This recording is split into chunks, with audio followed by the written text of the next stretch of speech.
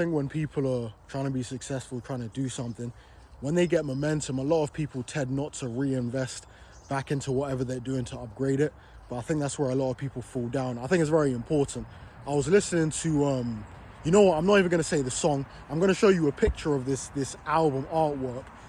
If anyone can identify what song this is, put it in the comments, just big up to you. I'm not going to give you any money, but this is what I was listening to this in the morning.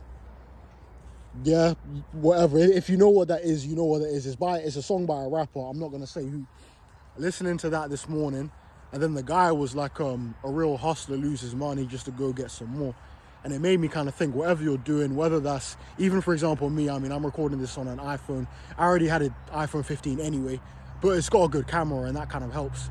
So make sure you got a good camera in whatever you're doing. I tutor kids, right, with a lot of my time. So for me to do that, I had to make sure when I started years ago, I had to invest a lot of money in a good laptop, Microsoft laptop, touchscreen laptop, get one of the pens, whatever, and you make sure I had whatever I needed to do so I could provide the best service, make sure I'm paying for a Zoom monthly thing, make sure I'm doing that to provide the best service. And by doing that, it's been able to help me provide a better service, get better students, get more customers, and ultimately it's made me get more money. But I had to lay out like about £1,000 at the start to do that, which is a lot of money, and it's quite questionable and you might doubt it, but if you know what you're doing, you have to just invest that money.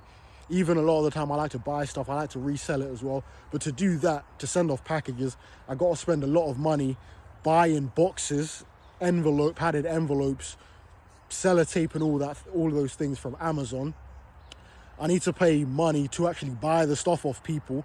So let's say, for example, I'm buying a phone off someone for like £250. I have to outlay that money and trust in myself I'm going to be able to sell it and make a profit. So the moral of the story is that a lot of the times, whatever you're doing, a lot of things aren't free. You're going to need to, at some point, have the confidence to just invest in it, and there's going to be a risk of you losing money, but you have to just take that risk.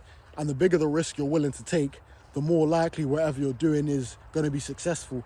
Whereas if you try and take shortcuts and try and do things cheaply, in the moment it's going to help you. You might feel like you're saving money, but when that cheap laptop or that cheap thing that you've bought, when that breaks down and you have to buy a replacement, you're going to be stressed more and you're going to have to spend more money than you did if you just bought the thing correctly at the start. So me paying £1,000 for a laptop and all the accessories, I've had that for 4 years now and it's still running up like it's amazing.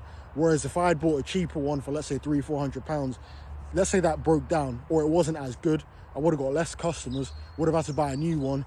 I might have had to stop teaching for a bit, stop doing whatever I was doing because I had to get the new item. So if you have the means to get the best resources to do what you need to do, make sure you do that and don't take shortcuts, because in the long run, it's going to help you.